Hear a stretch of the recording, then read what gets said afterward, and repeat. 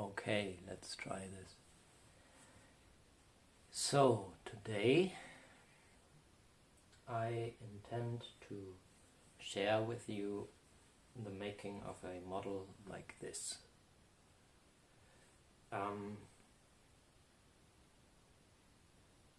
This is, to my mind, for the time being, perhaps the single most important and significant model that comes out of Synergetics and allows us to both grasp the shortcomings of the current model and the beauty and synergies that arise with a different model, which is based on experience, experimental procedures, and just the behaviors of space-time in general. And why is that? Why is this such a specifically relevant and important tool? Well, because as it appears right now, this is a cube.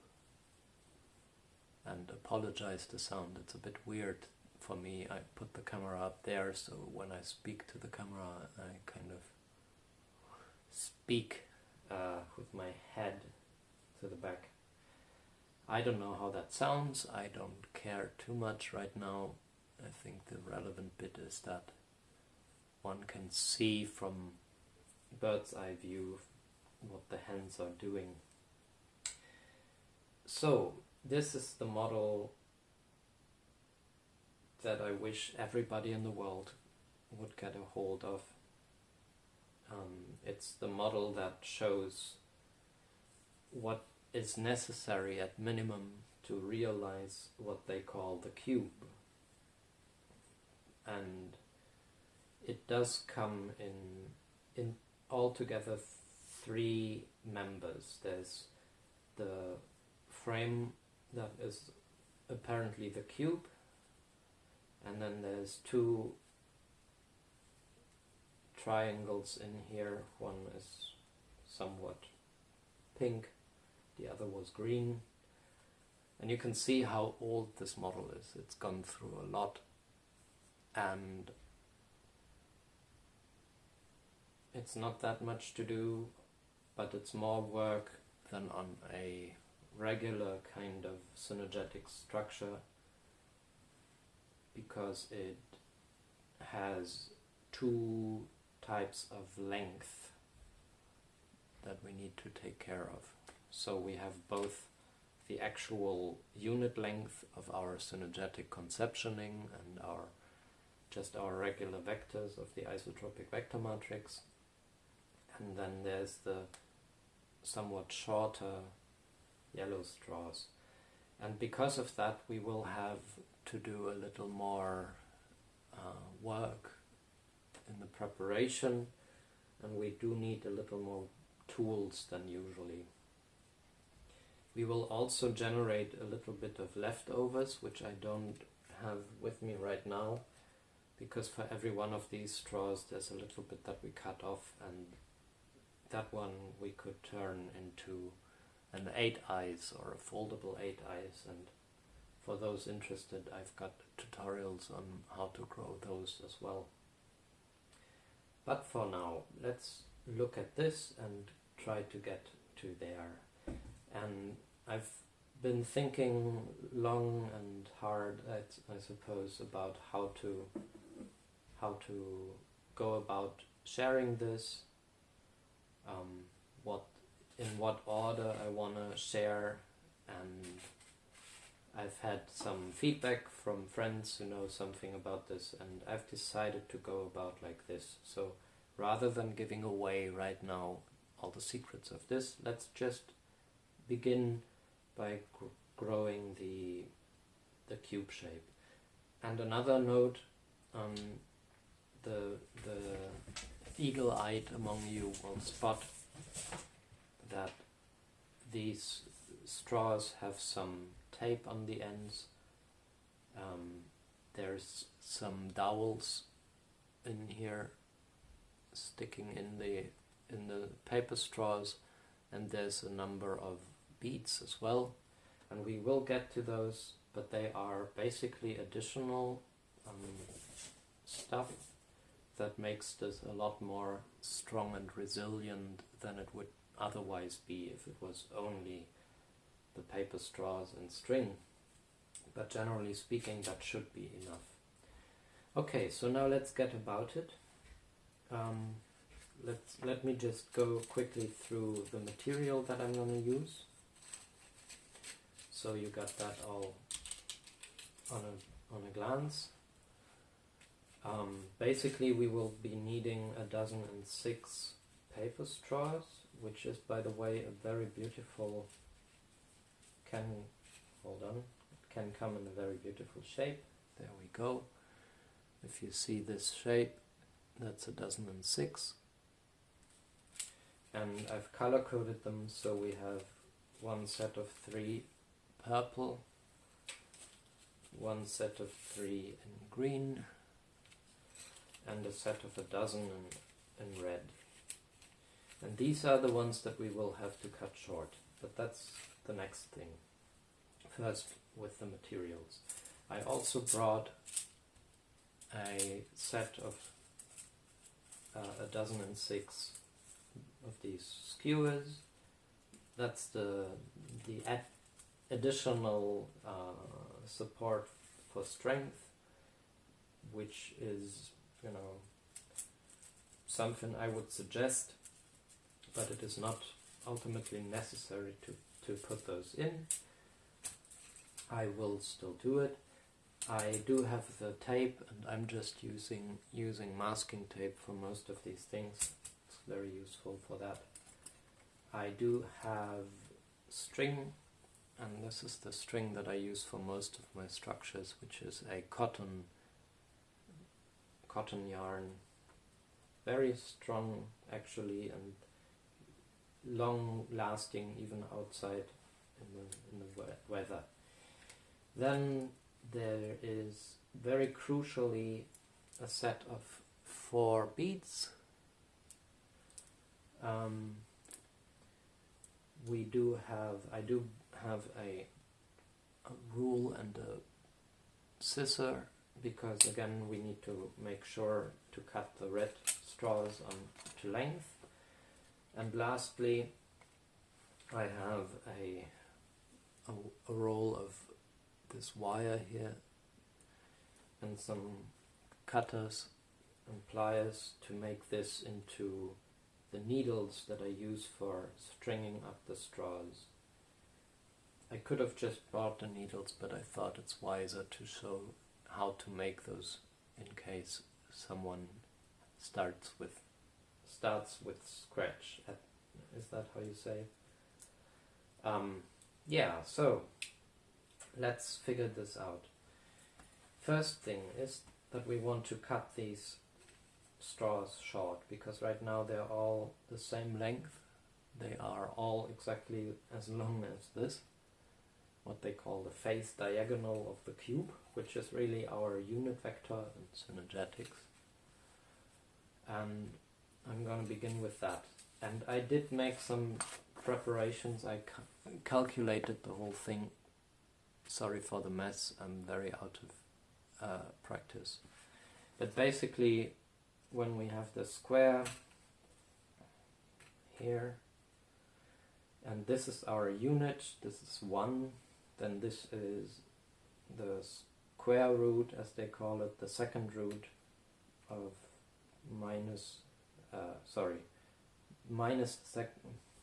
plus and minus the second root of a half. That's the value of these, if this is 1. And to get to the length that we need here, what I did was I measured the length of the straws, which is about 19.6 centimeters, more or less. And dividing that by the second root of 2 gives me the length that I need for the shorter sides here. So that would be, in my case, 13.86 centimeters. Now, whatever it is for you, you got to figure that out. I can't help you there. And this is a bit awkward because for most of what we do in Synergetics, we never have to do these kinds of things unless we go into the myriad of modules and the infinite number of skewed IVMs and such. Then we do have to do with several measures, but in this case it just comes naturally because these two lengths are what they call incommensurable. Oh, well, that isn't the reason why they are two lengths, that is just in the nature of their relationship.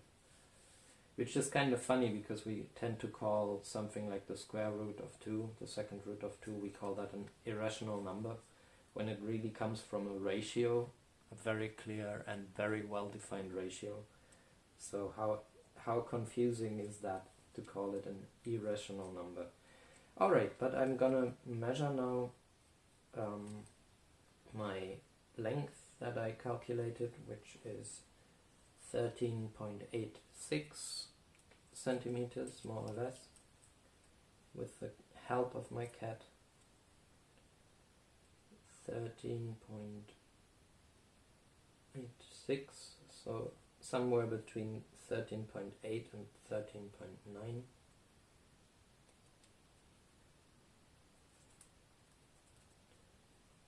Thereabouts. You won't be able to see that, but that doesn't matter too much. I'll just cut that off, and I'll keep the cutoffs, the leftovers, because again, that's still a dozen straws of the same length, so we can turn those into into 8eyes or something later on. Okay, and now I've got my master straw. No, not master.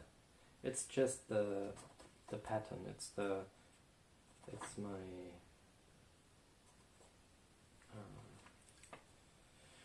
yeah, you know what I mean. I'll just go about and shorten these other ones, and only just the red ones. I don't want to cut any of the others because we need them at their full length. But this process right now kind of reveals one of the tremendous shortcomings or downsides of the cube, which is that to even create it structurally sound within the principled playground of Synergetics, we are generating what we would otherwise call waste. I rather like to call them leftovers, as we're playing with left angles most of the times, and leftovers can most of the time be still turned into left angles somewhere down the line. But this is something, if we weren't doing what I'm doing right now with paper straws, but let's say we have trees, right?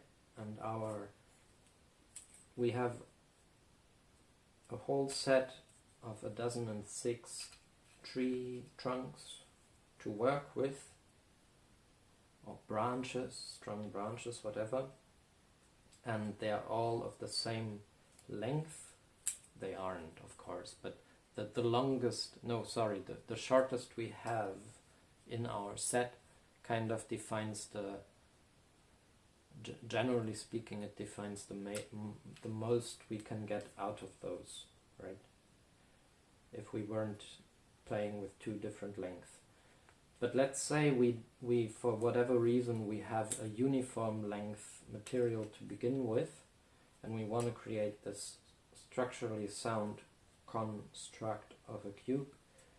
We needed to therefore cut a dozen of those unit length materials, units of material short, creating waste.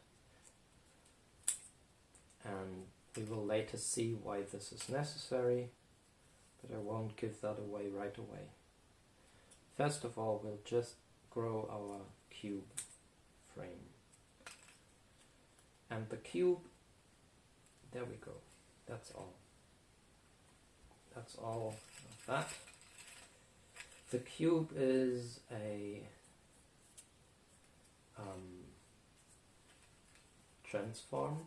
The way that we are thinking of the cube, the way we conceptualize it, there's just a dozen straws or a dozen edges between these 8 corners of the cube around the square faces. We don't usually think of these. We don't mind them. So we're mostly just concerned with that. So that's where we're going to start. We'll just put together this part, this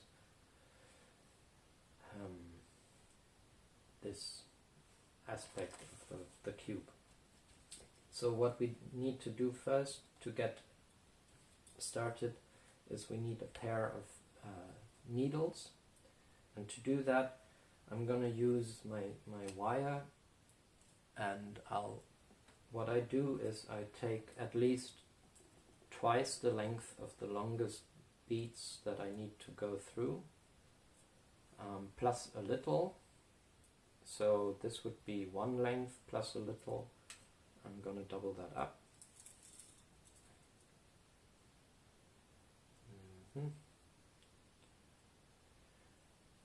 Thereabouts. Oops.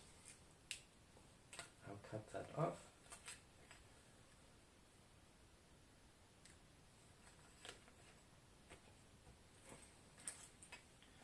And then what I do with that length of wire is I straighten it out somewhat so it gets a little kink in the halfway point, and then I do twist the open ends together with a plier so that this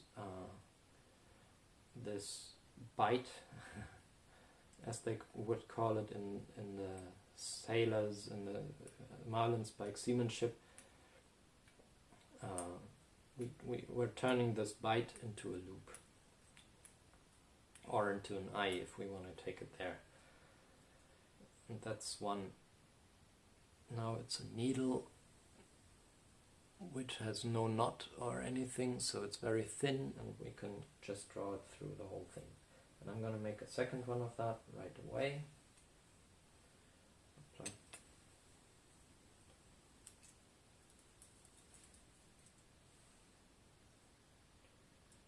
1 and 2 times the length plus a little. Don't go way too long, generally speaking. You don't want it to become unwieldy, and please don't go too short. Right? That's oftentimes more annoying than one wants.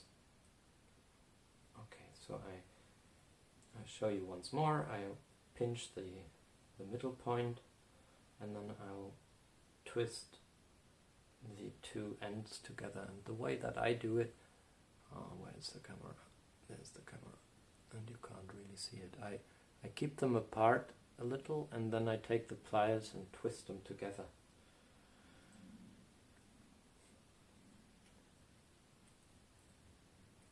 Nice and tight, which is a sentence I heard very often watching videos of people doing knots and weaving. Nice and tight. Don't overdo it, because otherwise the wire will break. So that's number 2. Now we got our needles. Now the next thing is we need the string for this. And in this case, usually I just take a length that is usually way too long. But for the occasion now, I'm going to show you a more clear way to kind of estimate the length. So in our case of the structure that we're doing, we're gonna have 2 passes of the line through each of these straws. There's a dozen straws, so it's gonna be 2 dozen passes. which is to say our length should be at minimum those 2 dozen and maybe 1 or 2, just to be sure that we don't get to the bitter end. So I'll pick here, this is one length, doubling that up, that's 2, and that's 3. Now if I release that and take it like this, 3 turns into 6.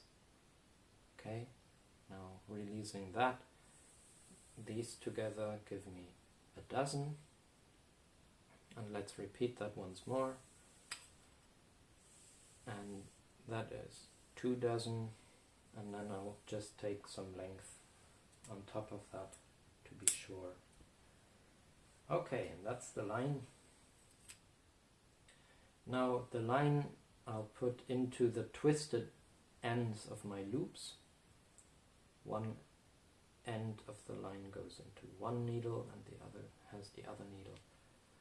And the beauty about the twist is that the string can really bite a little bit into that twist, so it won't just slip out, hopefully. And if it does, don't worry.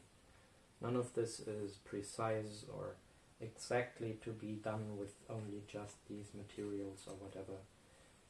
This is not rocket science, this is synergetics, and synergetics does not need to be doing with perfection as such. As we're working with principles, that's good enough. Alright, let's go. Now this is almost like any other of the tensecrities that I'm doing, the beads, the beaded structures that I'm doing, what Bucky would have called the necklace model. So we're basically just stringing up our straws like this. But for once, we're not doing triangles. Usually I would always begin with a triangle, so I would put only 3 straws on here, like this. 3 straws on a string, and then I would take one end of the line and feed it in where the other end of the line comes out of the straws, closing the loop, the loop between our straws and turning this into a triangle, and pulling on that closes that eye, or opens it, however we want to look at it. So that's usually where I would go, and for most of the things that I do, that's the reasonable cause of action. But for once, because we're going to do the cube, we're actually growing what they would call squares. So we need 4 straws rather than 3, and we can shift them somewhat towards more or less the center of our string.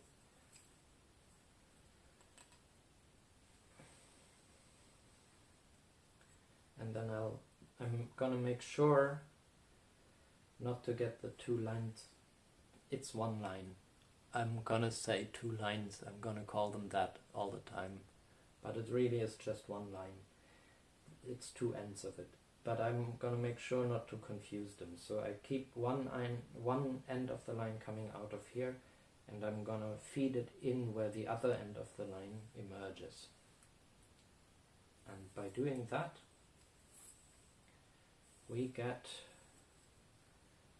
the most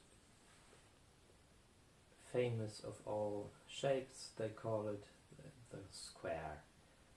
But you already see that this is not really a square, well-defined or stable or anything. It's really just a quadrilateral frame of instability. Now, for the next square face of our cube, we're gonna need another 3 straws, because we already got 1 here that is already strung up on our string. I hope you can see that well. I think so. So for the next for the next square we're gonna take 3 straws and put them on one side of the line,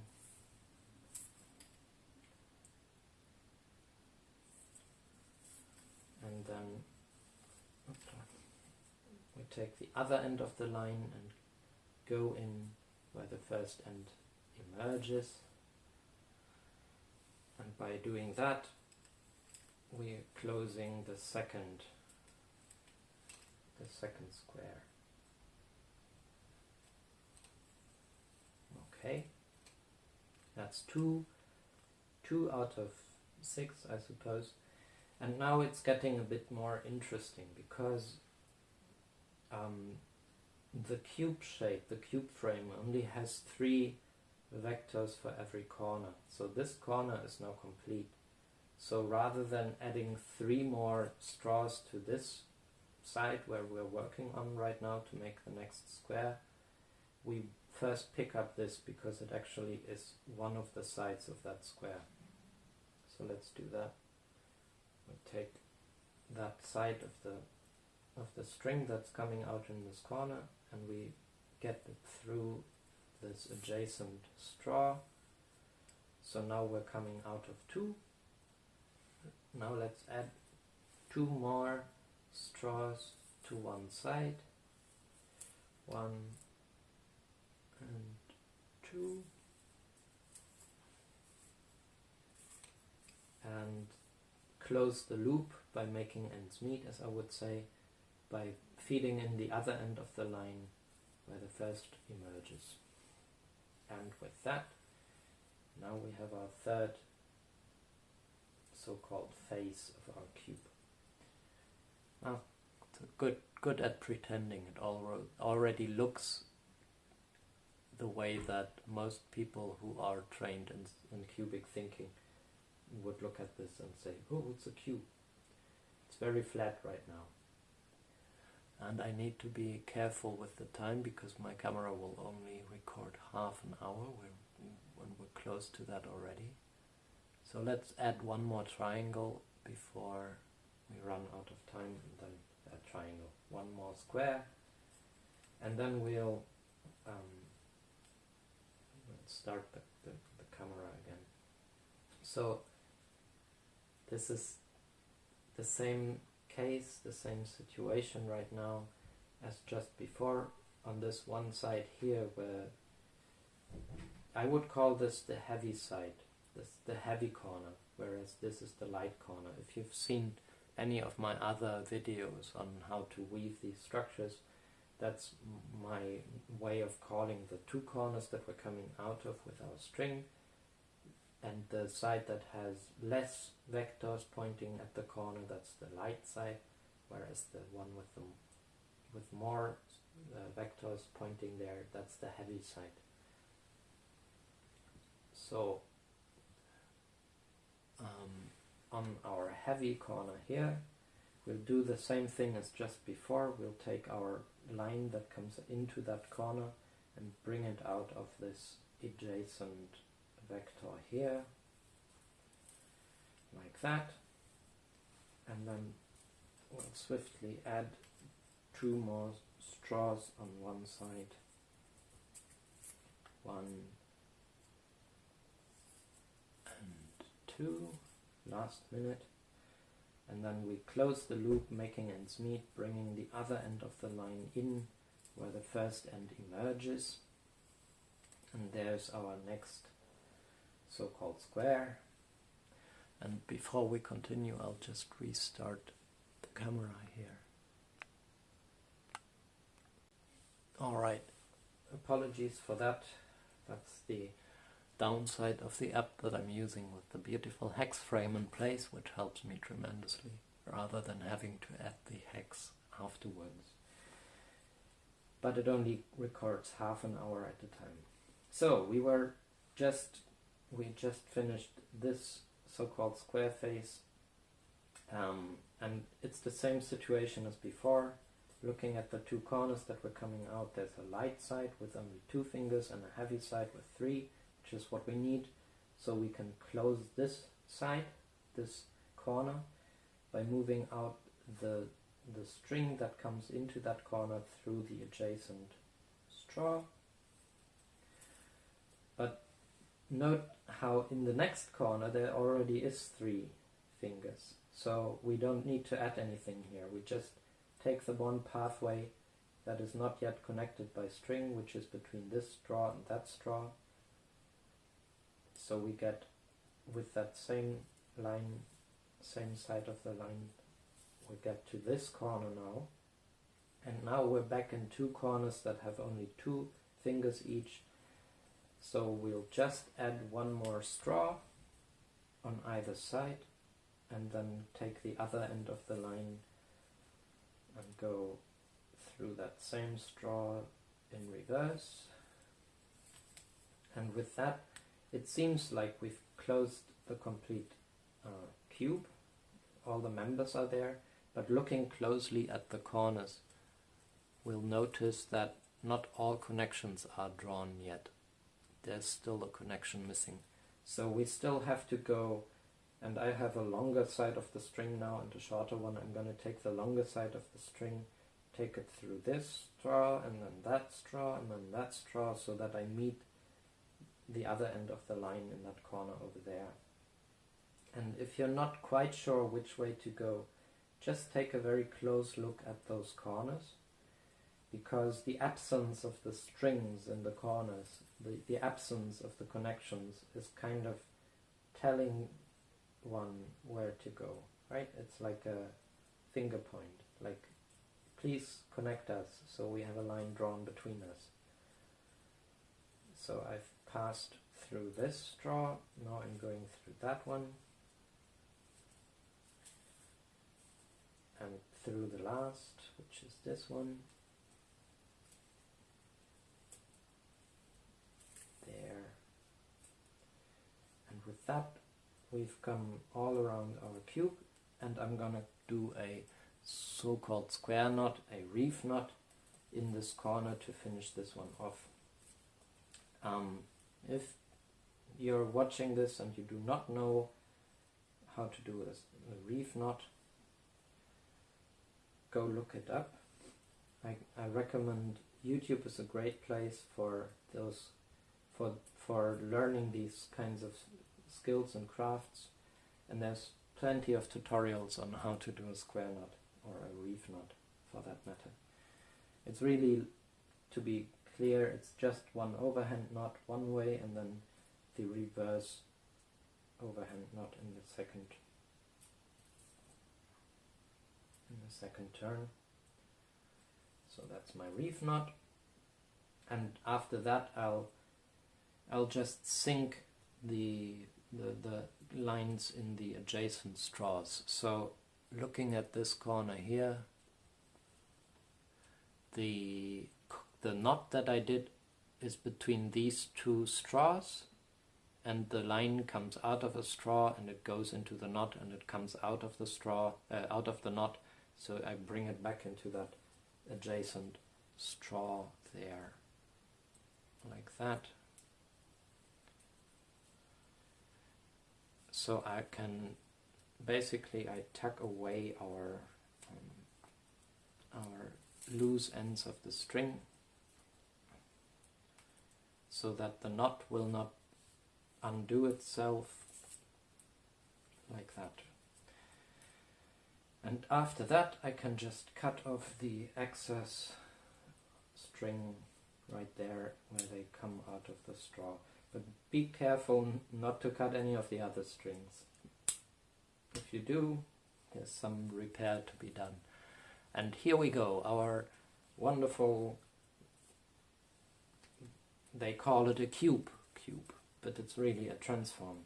And that's the thing I didn't want to give away before. I wanted you to experience this firsthand, that this isn't a form, it isn't a shape. It's not defined as a cube. Whether it can do some tremendous, beautiful stuff, to be sure, to be clear, it can do as a transform. It can do some stuff, and I'm careful right now because I haven't yet added any tape and no skewers to these, so these are a little more fragile right now. I'll just show very quickly some of the transformations this does. And then we need to turn to the other thing, to the elephant in the room. This is the room, and the room doesn't hold what it does suggest. Right now it's got a lot of tension in it, so possibly it may be, you may just be able to put this down somewhere and have it balanced and stand up on its own, but that is really just an illusion, because there's no stability whatsoever, and the stability comes from what is in here. So if I unplug this so-called square or cube, unplugging this lets the cube take off, and the foureyes emerges unscathed. And this is now the next thing we'll do. But it took forever for me to get to this place where I learned that I could do what I have here, which is this kind of a beat. It's like a button. I call it a fingertip. I call the vectors, the straws, fingers, and these beats are fingertips. And the fingertips can be put into the corners of the eyes, but they can also be taken out of the corners of the eyes. And if I take these out, what was a foureyes a second ago is now just two sets of three straws with two beats. So these are completely free to move and collapse, and we can observe the principle of leverage here. We have a fulcrum in the corner, and if I want to hold that in place on this end, it's tough. On the other end, it's very easy, and that's where we put in the third member, and that stabilizes the fulcrum with the most leverage and least effort. And that's why in synergetics we realize that structure is triangle, triangle is structure. And Bucky went so far, and I can completely agree, to say that triangulation is the nature of nature. So that's something.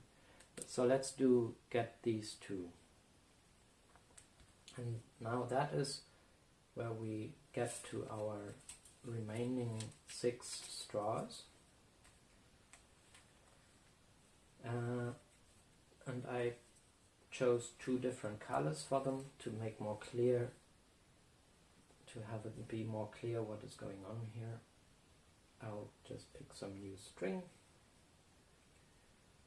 and I showed you already how to make a single triangle, a single eye. You know, you just string up 3 straws and then return through one of them with the string, so that the string comes out of one straw in 2 directions, and then the triangle can be closed. And that's usually how I would do it, but in this case we're gonna do the buttoned eyes, right? Basically. Alright. And actually we wouldn't even need two needles for this. I think I'll just go with one. But excuse me, I'll just take a very short break. I'll be right back. Okay. So, I just said before I took my little break that I don't need to use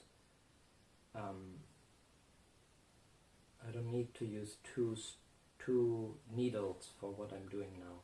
Instead, I'll begin with 1 straw and 1 end of the line, and I'll just do what I call the triple clove hitch, which is the same knot that I use for my tree ships and all that, if you looked into that. So I'll hold on, I've got here the end of my straw, and here's the end of my string. I put the string across, and I'll take this side with my open hand and then turn my hand inwards, creating a loop, and that loop is what I drop over the end of that straw there. 1, and I repeat this 3 times. 3, and that's now attached. And we take the needle on the other end of that line and just go in to this end of the straw, pass through that. That's 1.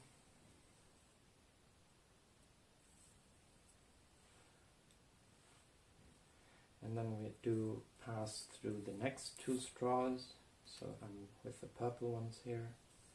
1, 2, 3. Got a bit of a tangle in my string.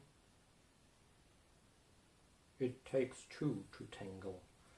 Alright, now we have our 3 straws on a string. And what we do now is we add one of the beads. So here I'll just go through that bead, and that is where I return. So I just go back into that straw and go through all 3 of them again. There's number 1. And there's number 2.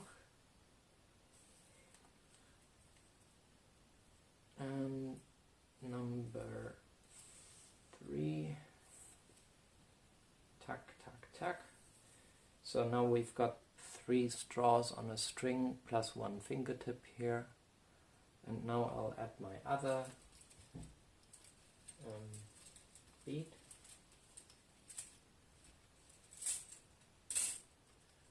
There. So let's go through that.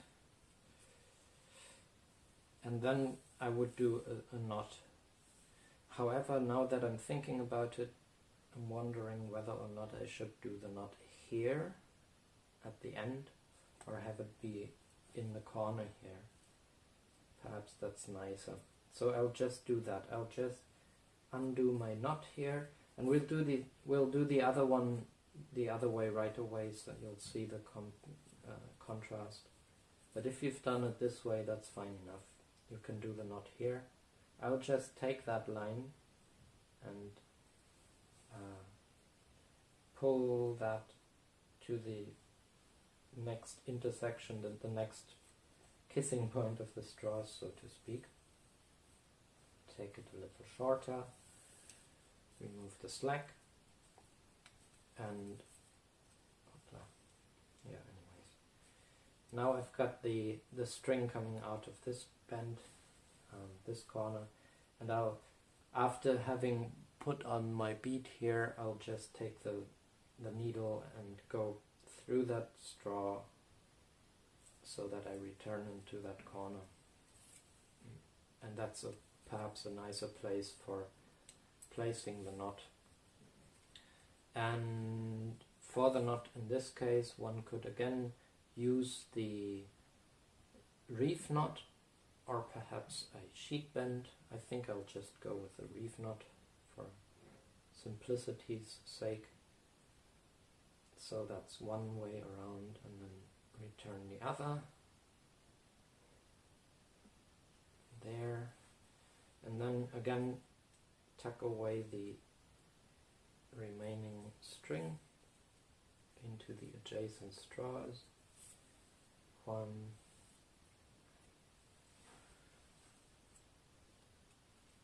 snip that off, and then I'll change the needle to the other side so I can tuck that away.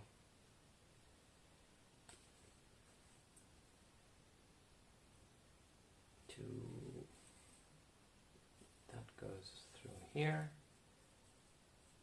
there, and then chop that off. Okay, so that's the first of the 2.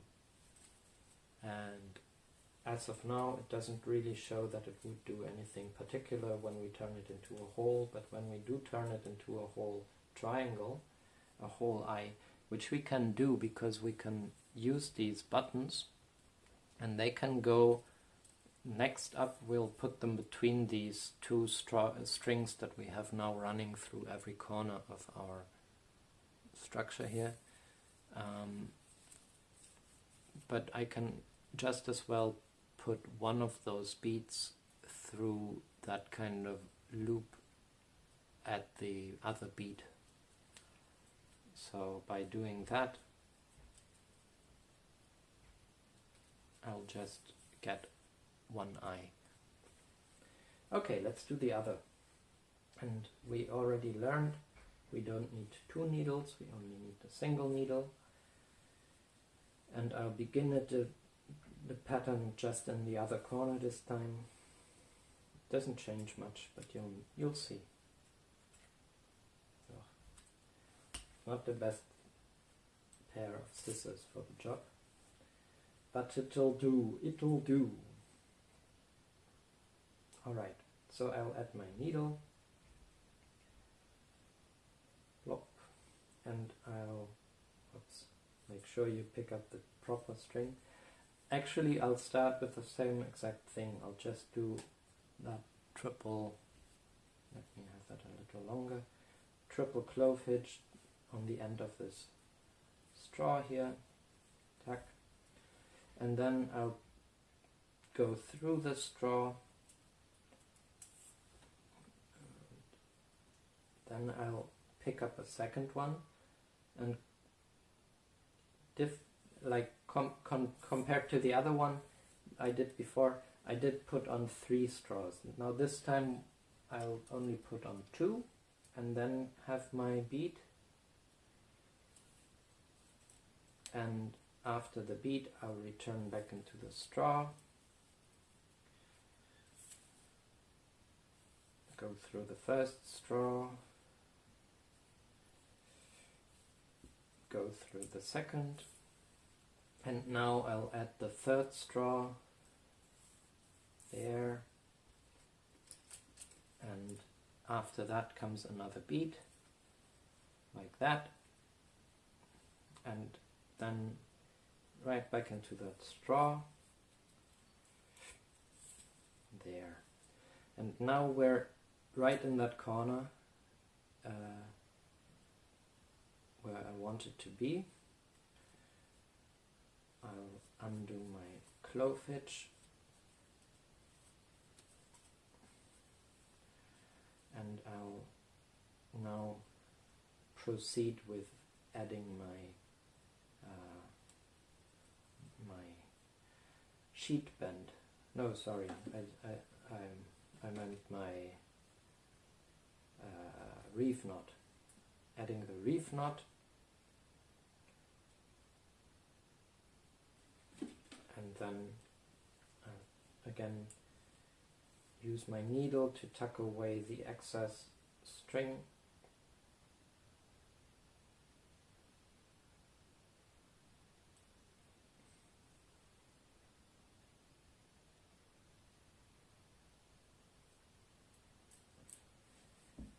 and I showed you before, I'm picking the string comes from within the straw, it goes in the knot, through the knot, out of the knot, and after that I'll take the string, the end of the string, back into the same adjacent straw that it came from before it turned into the knot. Okay, so I don't want to mix those two up. And I'll put the needle into the next straw, take the other end of the line, put that in the needle, and then just draw that through. This one actually comes out, so I'll cut that off there. And that's our second pair, our second set of 3 straws with 2 beads. And again, just to be sure if it is still true that the principle holds, and the principle holds. So now we have a pair of triangles, a pair of eyes. Actually, I wouldn't call this a pair of eyes, this is just a couple of eyes. but we can do something sweet with them just for fun. Although no, if I do this now, I'll just probably bend the straws. I won't do it. But we'll observe now. We have two of these openable triangles, and if we add them together, one triangle plus one triangle, or one eye plus one eye, in the conventional system of mathematics that would simply be two. But since we're playing with synergetics, synergy plays into the game, and we'll see what that gives us. So let's take the fingertip of one of our triangles, and we'll put that into the corner of the eye between these two straws of the other color. And inside of that corner there is that doubled up string, because we went through two passes. So between those two passes, between the two strings, is where I put the button, and that's that. And then I'll take the next fingertip here and put it through, that's the side with the knot. I don't want to confuse the knot, but I'll just put that through the two passes. And that's that. First triangle, first eye. Next fingertip into the next corner of the eye. There, and we got a pair of eyes, which is like a fly, a bird, whatever, a hinge. And now we still have one remaining finger with a fingertip, and we'll just put that into the last remaining corner of the eyes here. And by doing that, we have integrated our two triangles. You can still see the colors. One triangle goes this way, and the other one goes that. But altogether now, one eye plus one eye actually gives us four eyes. And that is synergy. And this is the quantum. This is where synergetics goes the first time full circle, because it's the first sphere out of spheres, but I won't go into all that now. That's too much for the moment. I'll just show you how these go together, because on the first glance this is too big to go in there. However, because this is a transform, if we do not keep it in the square balance, but elongate this a little, stretch this in one direction, it's long enough that I can easily pass through one edge of my foureyes. And then this actually just slides in with a twist and a turn, perhaps, if needed. And that's in there now. And the first thing you notice is that this can actually give us the center of gravity, which is sweet. I won't push it all the way now because it's too fragile still. But now I can just open up the corners of the cube here, where there is basically a little triangle of strings, and that is what I put over that button, over that fingertip. And doing this all the way around in four corners of that cube turns the non-struct, transform, non-triangulated cubic frame into a fully triangulated, omnitriangulated structure, which is a con-struct now, because we added the structure to it, and that is the cube. And the beauty about this is one can take this anywhere, fold it up. It doesn't take much space in one's everyday luggage, but it's always there to be shared with people and demonstrated to them, to give them a first hands-on experience of synergetics, and to also free their minds from the trap of thinking that a cube is a solid shape, because it isn't, unless it's omnitriangulated. So, that's all that. Again, we have some leftover straws, and we could turn them into the 8 eyes or the foldable 8 eyes if we like to and maybe I'll put the links to those tutorials into the description of this video. Check that just in case. But before I leave, I'll just demonstrate the way that I upgrade this to make it more resilient, because I've brought the material and it won't take forever to show you. So the first thing is to prevent the ends of the straws from ripping or breaking, because this is just paper straw. We can unplug that. Ooh.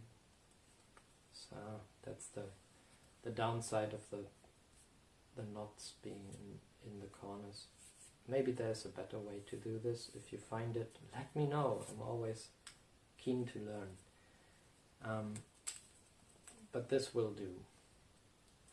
Alright. So the one thing I suggest is to take some tape and basically just go around the ends of the straws like this.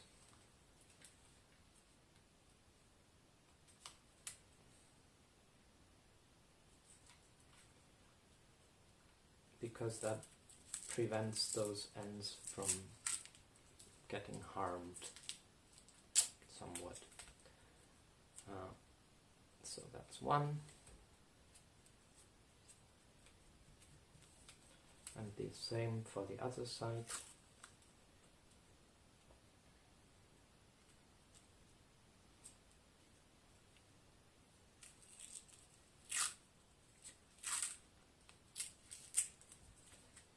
And that's that.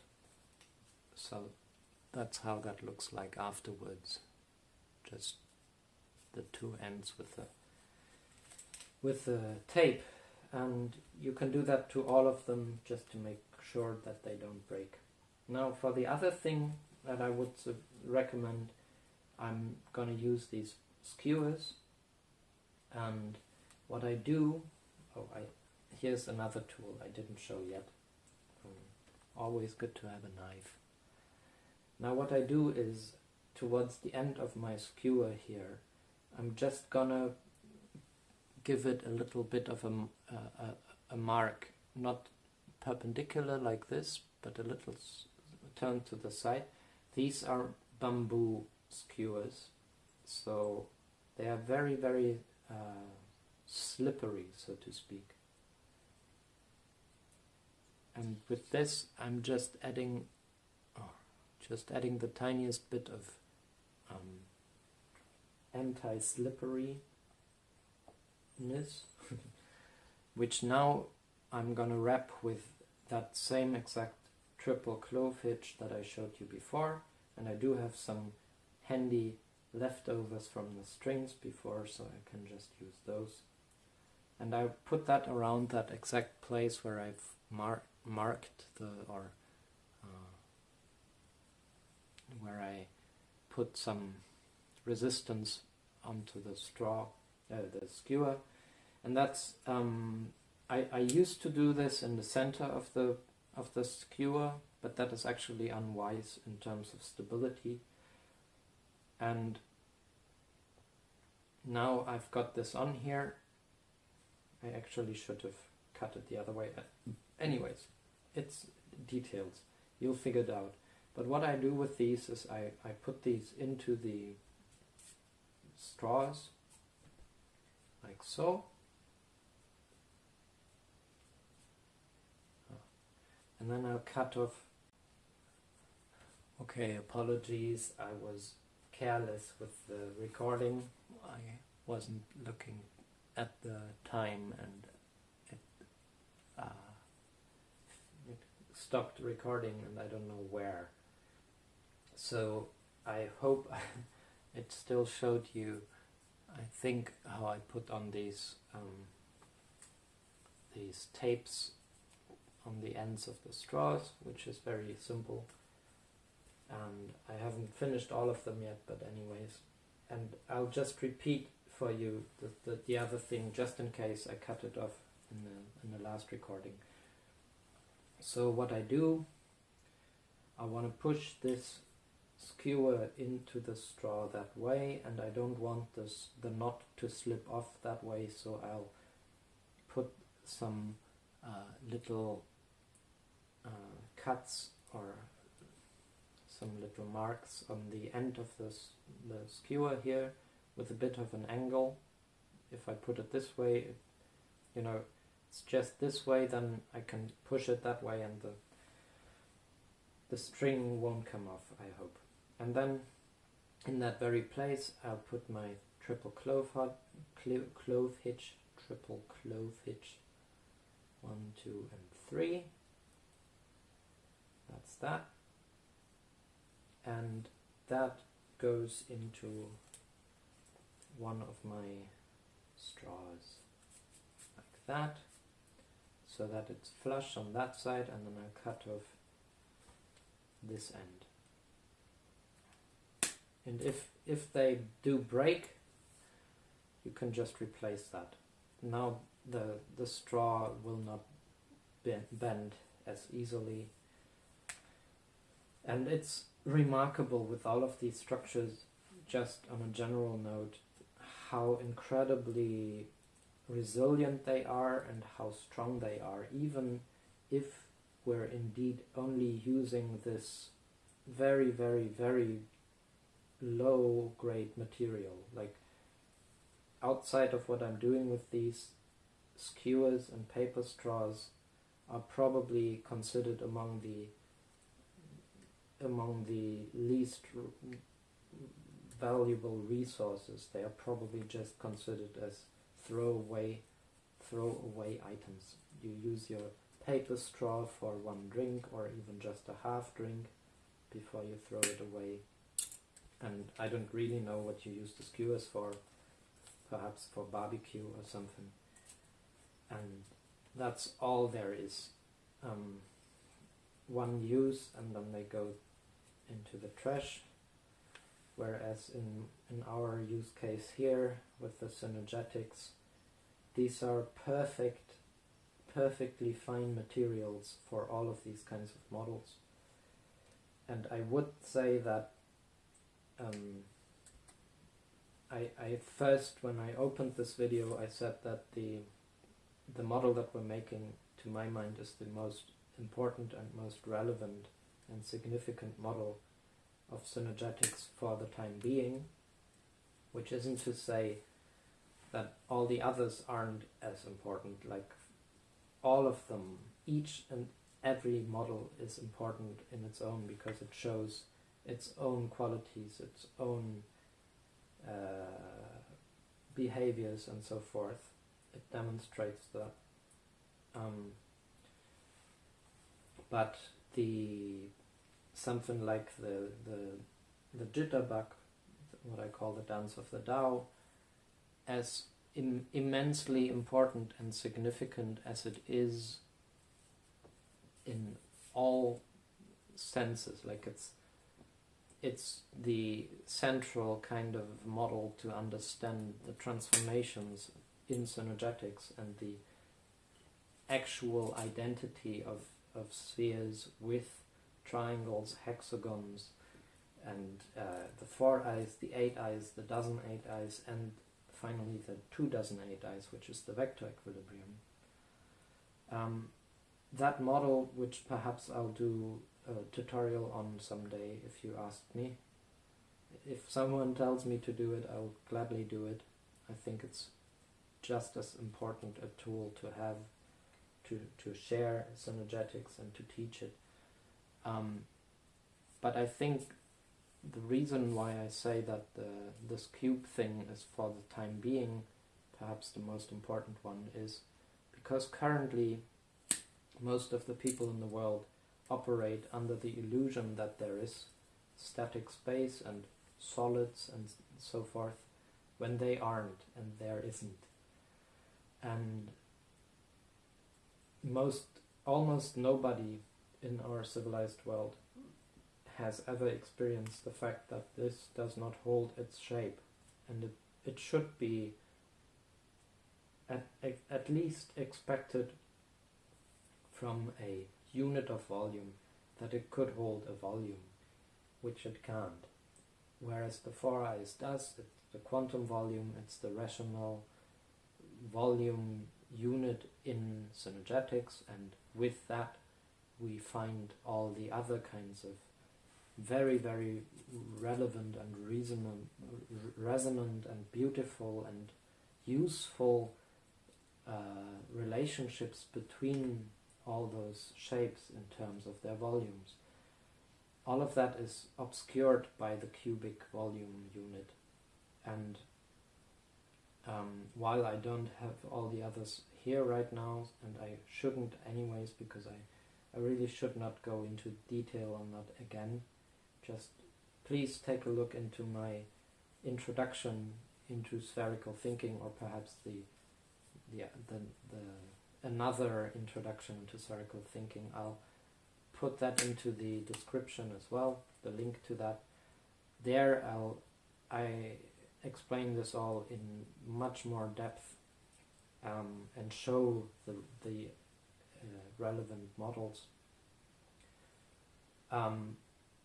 But just because this is the model that we've done now, the relationship between the cube frame and the foureyes that holds it is such that the cube has exactly 3 quanta as a volume, right? So where the foureyes is a volume 1, and the 8 eyes of the same length of edges as a volume 4, and the dozen 8 eyes, which is otherwise known as the icosa, has a volume of 1,006 and a half and some golden ratio quanta.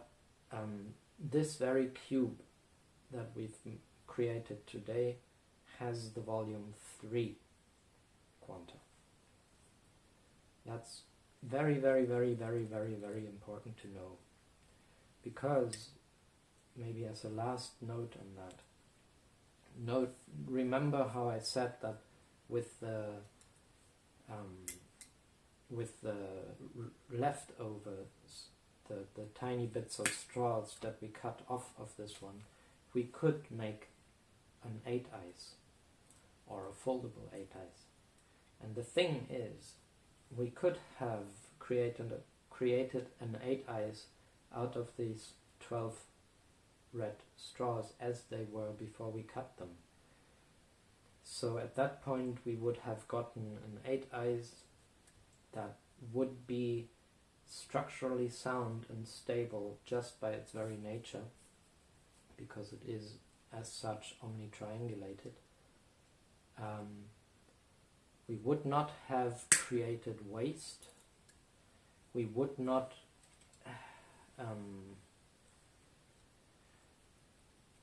no waste. We wouldn't have had any need for any additional structural members other than those 12. So we wouldn't need another 6 to make them hold. And most importantly, the 8 eyes of the same edge length as our quantum foureyes has a volume of 4 quanta, whereas this cube, with all its additional effort, all its waste, and all its needs to be triangulated, this cube has only a volume 3. And I don't know, I keep trying to make this clear to everyone that I'm sharing this with, and I don't know if everyone always really gets it, because they aren't familiar with these structures and they don't ever think about shapes in that way. But this is a first principle of the structures of space-time, which is that the same material that we need to invest with a whole lot more time and effort and much less, 1/4 less volume, that same material that we are wasting when we turn it into cubes could just as well and actually more easily be turned into foureyes that are stable, they won't collapse in an earthquake, they are more resilient in general, they do not disturb the flow of the environment in terms of water and wind and so forth as much as the cubes do. They don't introduce turbulences into the environment. And they don't come with waste, and they come with more volume for less material. That's one of the many things that get quoted from Bucky Fuller all the time about ephemeralization, which is something he coined, which is the realization that over time, as we are tuning our skills, our technologies and so forth, we're capable of doing ever more with ever less, right? So, good example is telecommunications, where back in the days we would have had to have a super heavy and intense, like materially intensive underwater cable just to get a couple of telephone calls across the pond. Nowadays we have a satellite which weighs in at a mere fraction of the cable in terms of weight and material invested and so forth, while outperforming the transmission possible by orders of magnitude. So that is ephemeralization. And it's always quoted, Bucky is quoted as saying, doing more with less. But very rarely do we connect that up with the very, very real and very, very important realization that indeed we have that choice with everything that we do. Everything that we do, where we need a shape, a form, anything, we are presented with the opportunity to make a wise choice. And when we are conditioned to only ever use squares and cubes, because that's what we've been provided with, unwittingly we choose the unwise, possibly the unwisest of choices to do what we do, and in the process we are doing the inverse of doing more with less. We're doing way less with far more, right? We get less volume for more material and more effort, more time, more work, more waste, but less synergy, less benefits, less potential savings and so forth. And just think about every single time an earthquake shakes a city wherever in the world, how often people get injured or harmed by collapsing houses that are based on this notion of cubic space, three-dimensional space.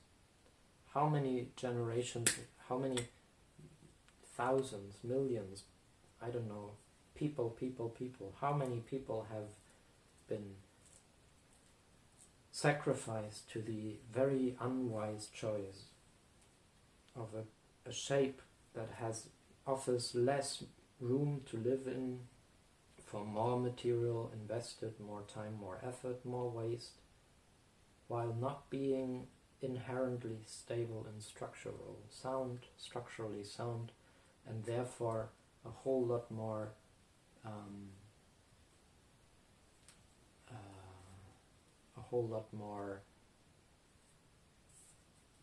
what's the word?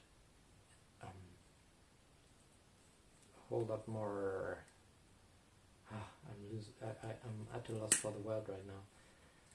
It's a whole lot more dangerous or endangered. That's not the word I was looking for, but it will do a whole lot less safe, you know. So I would say the wise choice for everyone in the world, wherever they are, whatever their cultural background, whatever their traditions and crafts and the resources available in their homes, they should look into the way of the spheres. They should learn about synergetics, because it makes the difference.